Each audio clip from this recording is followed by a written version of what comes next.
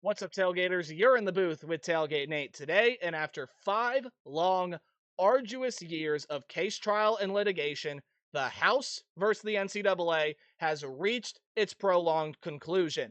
This video is going to be breaking down everything that settlement means for the future of collegiate athletics. And I am not just talking about college football. Obviously, that's what this channel is about, but everything from men's and women's basketball, baseball, softball, track and field, cross country, even your college's rowing teams.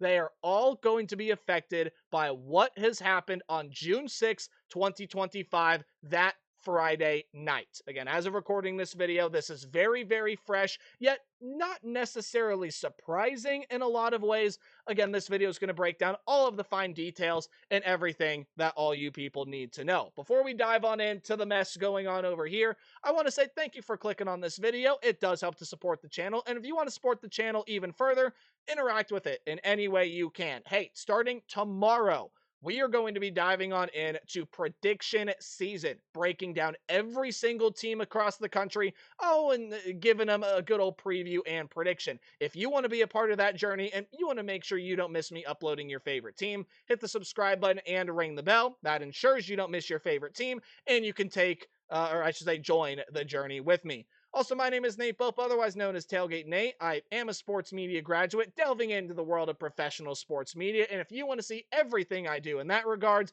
as well as, updates for this YouTube channel, follow me at TailgateNate29 on Twitter or X, whatever you prefer to call it, and Instagram. I greatly appreciate your support, however you may give it to me on those social media platforms and here on YouTube. Let's now dive on in, break this down. The 5-year case has come to a close and the settlement has been reached. Before we dive on into this mess, and might I say too, this is a very, very broad list of everything that is going on with this case settlement. If you want some more detail, listen to what I have to say. If that doesn't satisfy you, go read some more, right? I'm all for reading. I'm all for, getting as much knowledge and whereabouts and know-abouts as I possibly can. I hope that you can do the same about this topic as well. Help form your opinion that way. That's okay. I'll step off my soapbox now, but the main thing that this thing did before we dive on into any of this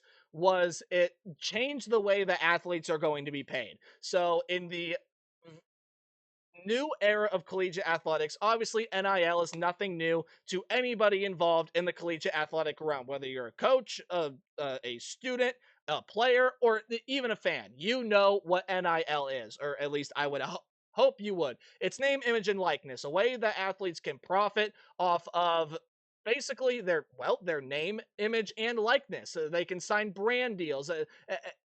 Any jersey they get, players get a cut of it, so on and so forth. It was very unregulated. There was not a lot of framework, and it led to a whole bunch of mess. Now, there is some framework. And while I still think there's going to be some mess, I think the mess is going to get cleaned up a little bit. I think there maybe are going to need to be some more powerful tools and bigger brooms needed to sweep this whole thing up fully, but this is, I think, a very, very nice start. And I'll dive into that here in just a little bit. But how this whole thing got started is, again, not to say this whole thing got started by just this one situation, but it is the biggest and most notable situations when Reggie Bush got his Heisman taken away for earning money when he wasn't supposed to be during his years as a collegiate athlete. A decision that I agree with was made to reinstate his Heisman, and the NCAA not necessarily thought it was going to go by the wayside, but dealt with that problem. And yeah, now they have a whole bunch of antitrust lawsuits against them from, I believe, over 300,000 former athletes and other people involved, right? So the first thing that this settlement did is it is going to pay out $2.8 billion in damages to former and current athletes over the next decade. That is roughly $228 million every single year to be paid out by the NCAA over a large variety of people. And again, that's damages due to missed NIL opportunities because it was not in the NCAA framework to allow collegiate athletes to profit off of their name, image, and likeness, or profit in any sort of facet, right? You all can remember the Jim Harbaugh situation where he bought a recruit a cheeseburger and he got in trouble for it, which is just absolutely ridiculous. Now, there is a point to be said about the Reggie Bush thing and about other athletes that did the same thing. You shouldn't be breaking the rules, even if that rule is since becoming illegal. And there are countless number of examples that you can put out into it. Like the very basic one is it will probably never be legal to walk into someone's house and steal their TV. But on the off chance that it is, just because you walked into someone's house and stole their TV 5 years ago does not mean that it is okay now because it was legal. You broke the rule when it was a rule that shouldn't be broken, and you should be punished for it. That's not necessarily what this is. You can think of a couple cases where maybe you can put that logic into it, but from my understanding and what this is, it's just missed opportunities, which I get. Like, college athletes, I've argued forever, should be able to profit off of their name, image, and likeness, especially if they're going to be used in video games and they're going to be on the back of jerseys that fans wear and they are going to be advertised as a superstar, right? Like, they should be able to profit off of that. And since 2020, they've been able to do so. It's just led to a lot of issues in which former athletes felt slighted because, well, they were stars. They felt like they deserved to earn some money, and yet they didn't earn anything. And again, a lot has changed within the framework of the NCAA, but that is the biggest dollar figure that is going to get thrown out by the settlement. I mean, just $2.8 billion over the next decade. Now, over the next decade needs a little bit more explanation as well. Yes, that $2.8 billion is going to be paid out to a ton of people over the next 10 years. The 10 years is also not just the court saying, hey, this is what you're going to pay this money out in. It is also a sort of deal, as it will. And I'll explain that here in just 1 second. Sorry, the water breaks might come pretty often in this video. I'll be talking a lot. Um, but this is basically a 10-year deal. Yes, it's a settlement. Yes, it is giving, people money that felt like they deserved it in damages and whatever have you. The judge sided with them. So there's not really much to argue about, right? But this is a 10-year deal, and everything following it is a 10-year deal. It's a 10-year deal for revenue sharing. It's a 10-year deal for Deloitte, NIL Go, and the College Sports Commission. It's a 10-year deal, I presume, for former MLB exec Brian Seeley, who is going to be running the CSC and be the face of this whole thing. Now, again, I'm not quite sure what involves in the 10-year deal, what doesn't, but it's basically a 10-year deal in which the NCAA is paying out this money, as well as they are going to sit with this framework. And then I think a new framework will come about in 10 years if, again, nobody has problems with it. I guarantee you people are going to have problems with it. Look, I'll say this right now. This settlement is nowhere close to the end. Okay? Like, again, as I said earlier, they're probably going to need some bigger brooms and bigger tools needed to sweep this whole mess up to its fullest extent. This is a very, very big broom. It is not the biggest broom, but it is a very big broom, right? So this whole thing is still going to be a mess. You're still going to see a bunch of lawsuits. I would just expect it. Expect a lot of lawsuits, a lot of antitrust lawsuits, and a lot of people feeling like they, deserve more money than what they're getting. Doesn't everybody, right? But yeah, so let's dive on into all of the revenue sharing thing, right? Because what a lot of people, myself included, have felt like is necessary for NIL to be the best it can possibly be is a cap on NIL and what players are allowed to make. My stance on that has kind of changed with the Nico Iamaleava situation that happened. I said on my campus radio at the time, look, players deserve to go chase however much money they want while institutions and companies are throwing out this absolutely gigantic bag of money at you, saying, boom, here you go. You should be able to go chase however much money you want, but chase too far and you're going to end up getting caught by something bad. And that's exactly what happened to Nico. He pushed his, his cap, his room, his value a little bit too far, and then he got laughed at and shown the door. It's what can happen when you overvalue yourself, and it's the risk that you run in doing so. This is going to completely change things. And look, it had to happen to somebody. It's very unfortunate that it happened to Nico, but it might be a lesson to everybody. And it definitely is going to be put, into this framework here as well. So revenue sharing and NIL to current athletes are now going to be given out from a pool of $20.5 million annually. That's just to start. That cap is expected to increase. And that dollar amount, $20.5 million, is what institutions can now directly pay to their student athletes. That is massive. For the first time ever, legally, because we all know it's happened before where institutions have, slipped some money under the table to a really, really good athlete to come play for them. It happens all the time, whether you like it or not. Now, it is totally allowed for them to do that. And again, not in the sense of slipping them money under the table, but revenue sharing and NIL now has a $20.5 million cap, and that is what the institutions are allowed to pay their schools. That's the cap. Schools can spend however much money of that they want. They can spend $1, they can spend all $20.5 million. It is up to every member institution who opts into this new plan. Oh, and they have about a week to opt into that plan as well. So you have to opt into it. You have to say, yes, I am going to be paying my student athletes. I'm going to be paying my student athletes money. And then I think at a later date, you can decide how much money it is that you're paying. But schools in the Big Ten and the SEC and probably the ACC and the Big 12 are probably going to shell out most of, if not all, of that $20.5 million. Schools in the American Athletic, maybe they'll spend 10. Schools in Conference USA, maybe they'll spend 7 or 8. Schools in the Patriot League, we'll see if they spend 1 or 2, right? Like, it is going to depend on the school's financial situation and what they are going to be able to pay. I can guarantee you this, though. I think that every institution, every member institution, is going to be pressured to pay as much as they possibly can.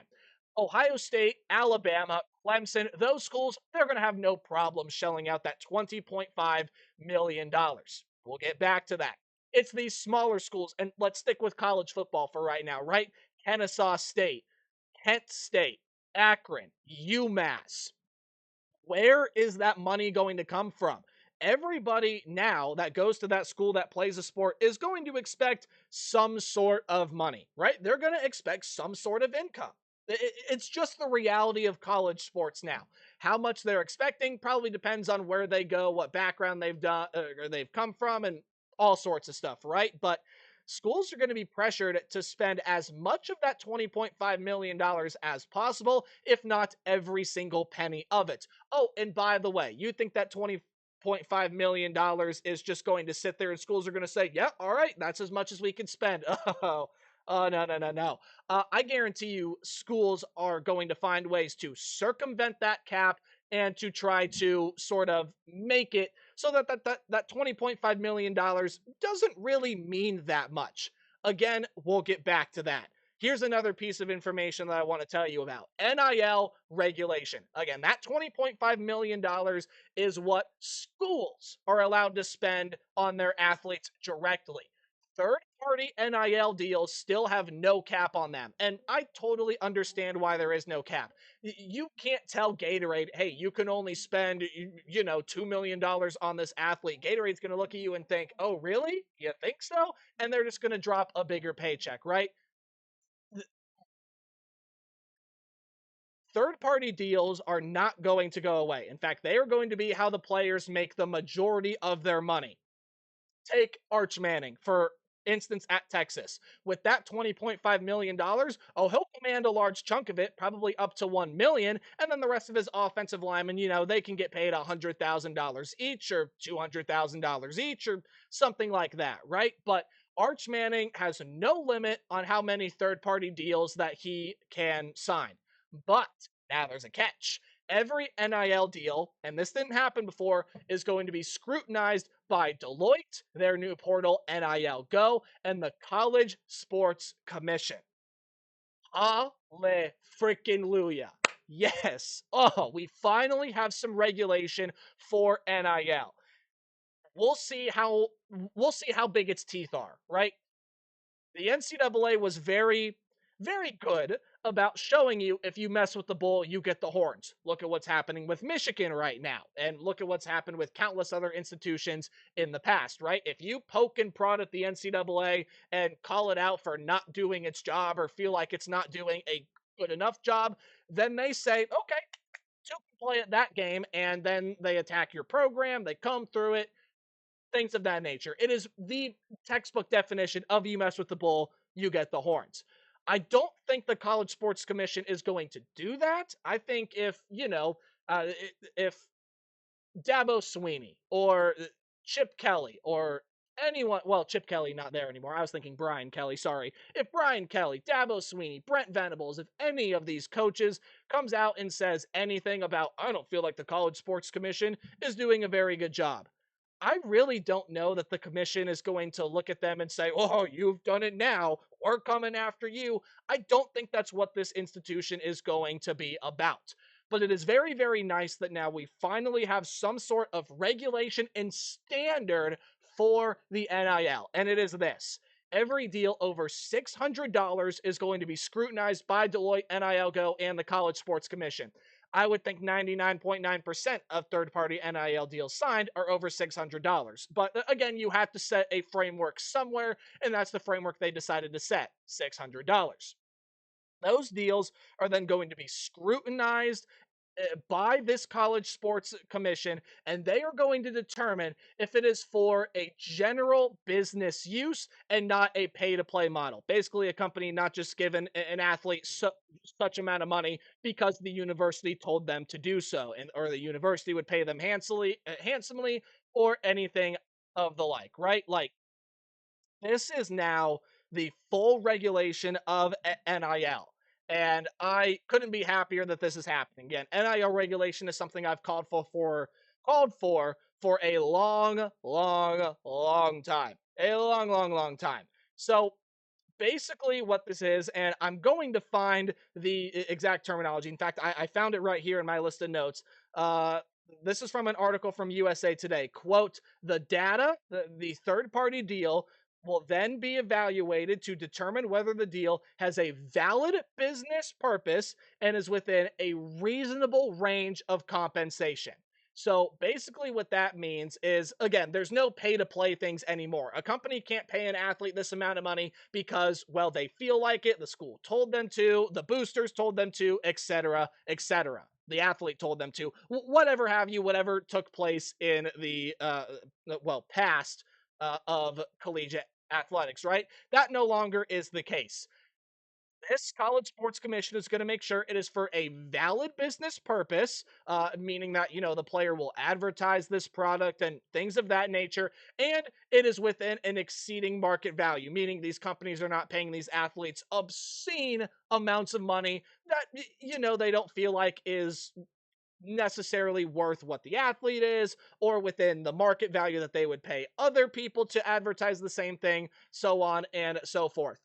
There's a problem with this. And the problem with this is that is very broad, loose terminology. And it seems entirely up to the College Sports Commission how they are going to define that terminology.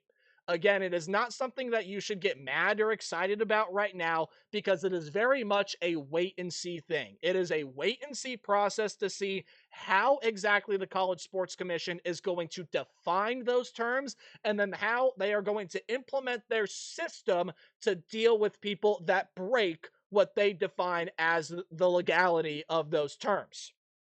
So I know, big mouthful, big head confusion thing.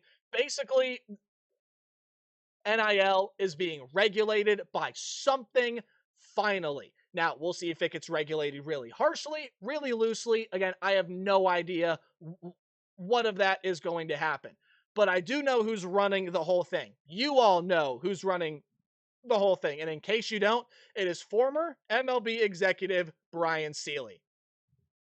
Brian Seeley may be a very familiar name to a lot of you for so many different reasons, but he has served on Rob Manfred's staff in the executive office of Major League Baseball since 2014. His job was to deal with investigations into a wide range of issues, a very, very wide range, including circumvention of international compensation caps, and he developed and enforced rules involving policy areas such as legalized sports betting. That is coming from citybiz.co and probably a bunch of other sources in there as well. But prior to joining Major League Baseball in 2014, he served as an assistant U.S. attorney in the nation's capital for 8 years, where he prosecuted a wide variety of criminal activity. This article says, quote, his collaborative leadership style and proven ability to navigate sensitive matters make him uniquely suited to guide the CSC in implementing the settlement's terms, enforcing the new rules, and fostering a sustainable future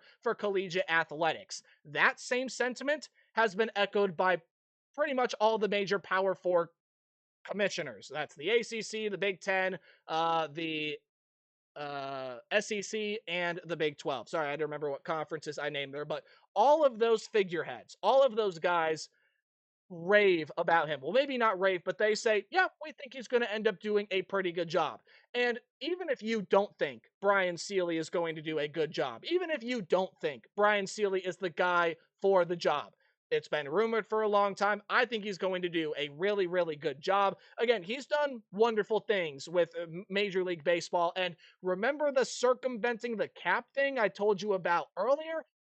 It doesn't mean schools and universities aren't going to try to find ways around it, but that's where this guy's specialty lies. They brought him in because they knew that teams were going to try to circumvent that $20.5 million cap, and they brought him in because he's someone that has dealt with it in the past before, and he's probably going to have to deal with it again on multiple occasions very, very quickly. I think Brian Seeley's going to do an excellent job. I think he is maybe not the quote unquote perfect man, but I think he's about as close to perfect as you can get for what the College Sports Commission wants to do. Seeley is now in charge of, again, making sure that colleges don't circumvent that $20.5 million cap. He's in charge of making sure that, the NIL deals are fair, they are legitimate, and they are at a good market value for a legitimate business purpose, so on and so forth. That is the job of the College Sports Commission and Brian Seeley. I think it's a great thing. You finally have regulation within the NIL. And look, what a lot of people don't realize, and I should have said this earlier, that $20.5 million is not going to just one team, right? Maybe it does in certain university, but that $20.5 million is not per team. That's what I meant to say. That $20.5 million is for the entire athletic department. And how schools distribute that money is entirely up to them. It is estimated that about, 70 to even as high as 90% of those funds are going to end up going to the football team, which to me, look, I've always been the proponent and the person that has said, look, you make the most, or you bring in the most money, you're going to make the most money, right? It's exactly the conversation with women's sports right now. And I know I'm going to get some people that hate me for this, but women are arguing that they, deserve to be paid as much as the men. I would agree with them, right? But it's not that simple, right? If you bring in more money, you are going to make more money. And the unfortunate reality of it is that women cannot make as much as the men until they bring in as much as the men.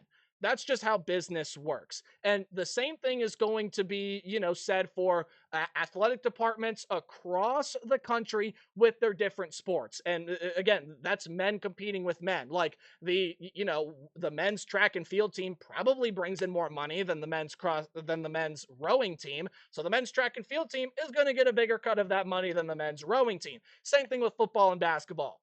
Football is going to make a ton of money. It's the biggest money maker in any athletic department that has it. And then basketball is secondary, men's basketball specifically. The women's basketball might be secondary at places like Yukon, South Carolina, Iowa. Even then, men's basketball might very well be above it, especially at a place like Yukon, where men's and women's basketball are both great. I'd actually really like to see the numbers on that. Regardless, it is up to the athletic department on how they distribute that $20.5 million. It probably will very unfairly go to the football team. But again, hey, you make more money, or actually you bring in more money, you're going to make more money. And that's why a lot of it is going to be, for lack of better terminology, commanded by the football team. And again, that 20.5 million is a rising cap. It's going to increase probably, 1.5 to 2 million every year until it reaches a certain point, and that number is just going to continue to grow. The NFL cap continues to grow, NBA cap continues to grow, especially the National Hockey League. That cap just continues to grow. And again, college football and collegiate athletics, that cap is, again, starting very low. It's only going to continue to grow. Now, there's one other small thing that this settlement did that may very well be pushed by the wayside by some people, but that is changes uh, it changes roster or scholarship limits to roster limits. So roster limits um, or no, sorry. So roster limits replaced by scholarship limits. However, you sort of want to delve at it. Basically, what this means is that instead of, sorry, one second, instead of, say, Ohio State or Clemson or Alabama or whoever only being able to shell out 85 scholarships per football team, and then the other 120, or I'd say the other 40 people that make up the 125 have to earn or walk on for their scholarship, right? Yeah, that's no longer the case. Now, every player on every team, for the most part, is going to get a scholarship of some sort, right? So no longer is it a scholarship limit, it is a roster limit, and everyone gets a scholarship. So actually, what I had over there is backwards. Forgive me for that. But notable roster limits set to be imposed once athletes are grandfathered in. This is from Pete Nakos, however you say your last name, Pete. I'm so sorry if you are somehow watching this. Football, 105. Men's and women's basketball, 15. Baseball, 34. Men's and women's soccer, 28. Softball, 25. And volleyball, 18. Those are some of the notable ones. I think I also saw track and field is going to be like anywhere from 34 to 38. I think cross country is going to be at 17. And again, the list goes on and on for all of these different sports. So now, good news. Everybody on top of potentially getting paid, especially if you're a football player or a basketball player or a really, really good volleyball, softball, baseball player in the athletic department, you're not only going to get your scholarship, you're also going to get paid. But what that does, what the roster limit or what the scholarship limit does now that every player gets a scholarship, it means that, look, like, there are some people on the rowing team or on the like cornhole team or bowling team or whatever have you that just don't get a cent from the university. They don't get anything. Those athletes are going to get something now. They're at very least going to get a scholarship to be there and compete. The bad thing about it is if the age and era of the walk-on in collegiate athletics was already going by the wayside, it probably is nearly dead. It is never going to be totally dead. You are always going to hear a story. Well, okay, well, not always, but you might hear a story every now and again in this new age of college or collegiate athletics where a guy walks on with no scholarship, makes the 105, and is given a scholarship before he even plays, right? But now, just, you're sitting in your dorm room one day and you're thinking, I played football in high school. Why didn't I go out for it? I'm going to walk onto my team. Yeah, those days are done. You're basically given a scholarship or you're said, get the hell out. Uh, that could very well be a problem. And it is going to, while create a lot of good opportunities and financial benefit for a lot of the athletes that earn those spots, it is equally a detriment and a horrendous life event to people that now just don't have a place because they simply are deemed not good enough to play. So That's something else that happened. Look, my overall thoughts on this settlement, this is just a stepping stone. There are going to be more lawsuits, antitrust, and whatever other type of lawsuit you can think of. Rules are going to be broken, and there's going to be this feeling out process of learning the coaches and players. And look, the athletic department, they now have to decide A, how they want to distribute that money, but more importantly, where that money is going to come from. And it is all happening very, very fast. This whole framework wants to be implemented by July 1st. That is a very, very fast timeline. Now, look, I'm sure Ohio State and Bama and Georgia will have no trouble pulling $20.5 million, right? And they'll receive that from boosters and the things of the like, right? But speaking of boosters, this is one other point that I did not mention that I should have. Boosters are basically a whole reason why this College Sports Commission is a big thing, right? There were instances where boosters of certain programs were dealing out money directly to the athletes, which you're not supposed to do. This College Sports Commission is going to prevent that. Now, that doesn't devalue boosters in any way or anything of the like, right? Uh, what it does is then that booster's money is just going to have to go elsewhere. It can go into stadium renovations. I think there's a way that the boosters can still get involved with this revenue sharing and NIL of sort. It just can't come directly from them, right? And that's exactly what this thing is going to. This College Sports Commission is going to try to enforce as well. Look, there's a reason I wore my Pro Football Hall of Fame hat and shirt. It is because a lot of people feel like this is professionalizing collegiate athletics. And, well, to a certain extent, yeah, it is never going to be fully professional football. Some people argue it might as well be, and it's hard to argue with those people, and I don't because they're kind of right, right? Like, collegiate athletics are no longer amateur athletics. They simply bring in too much money. They are way too popular. And now, especially in the day and age where you can get paid for your name, image, likeness, and just simply for how talented you are on the football field, the basketball court, the volleyball court, the soccer field, the baseball, softball diamond, anything. You can get paid for that. And it's this new era of collegiate athletics. And look, just this whole thing is only the start. I can guarantee that to you. But it is a massive stepping stone for me in the right direction. Some people are going to argue with that.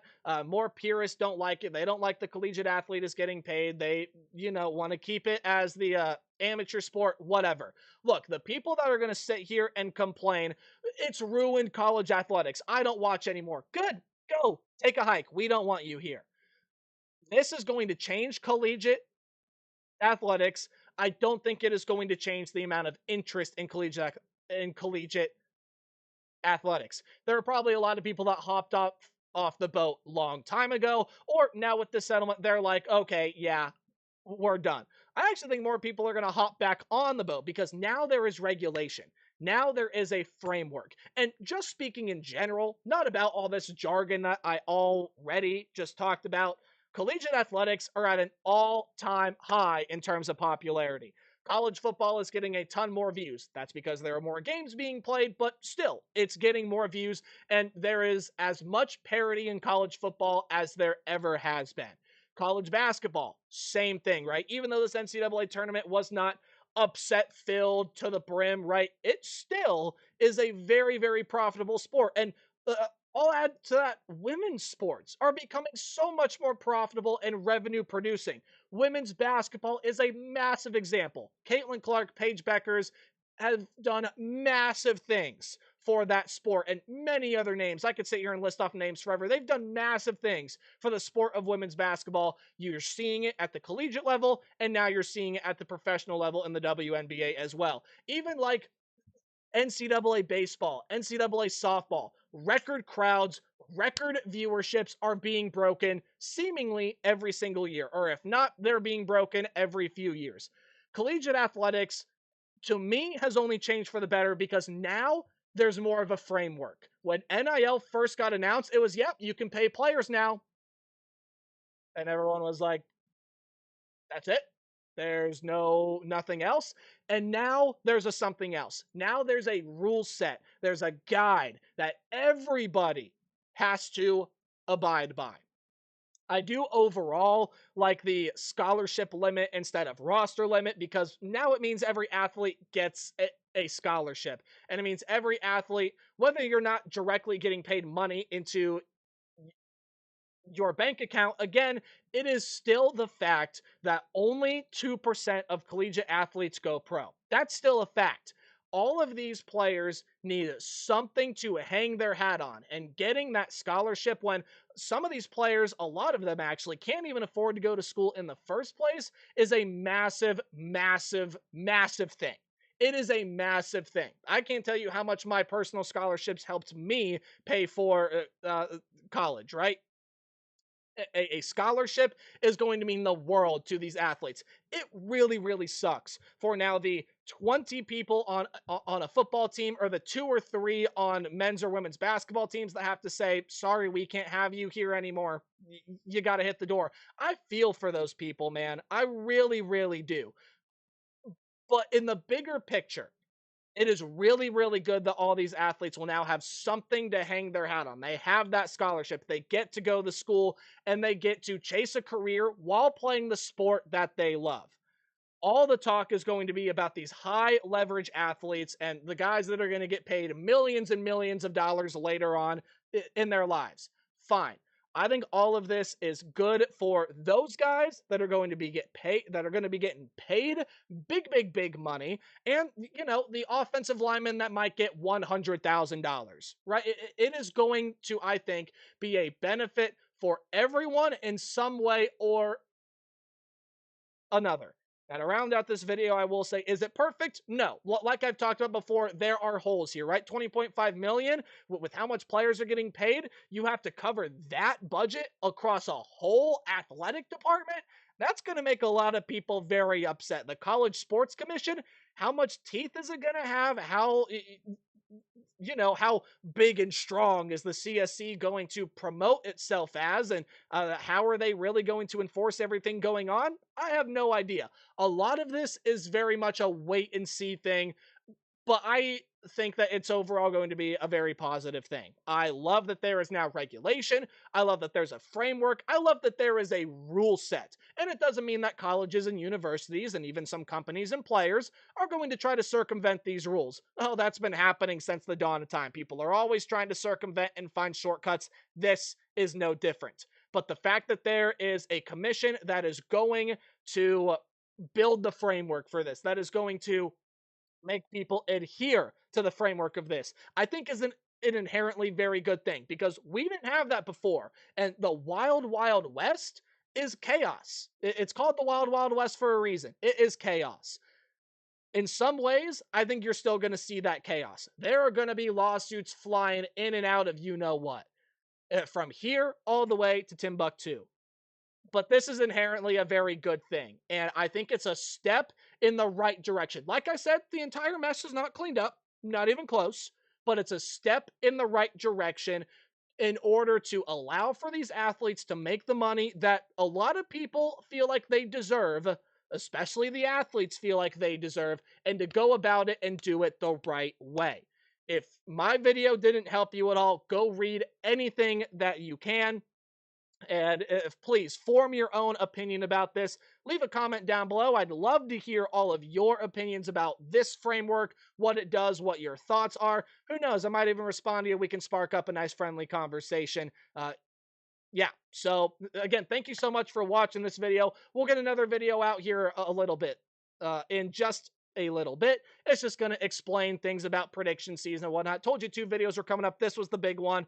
And then again, prediction season will start tomorrow. We'll release not a top 25, a power 30, and then we'll dive on in to some college football predictions later on tomorrow. Thank you so much for listening to me blabber on about legal jargon. Remember to play hard, but tailgate harder. And I'll see all you guys in the next video. We are entering a new age of collegiate athletics. Goodbye.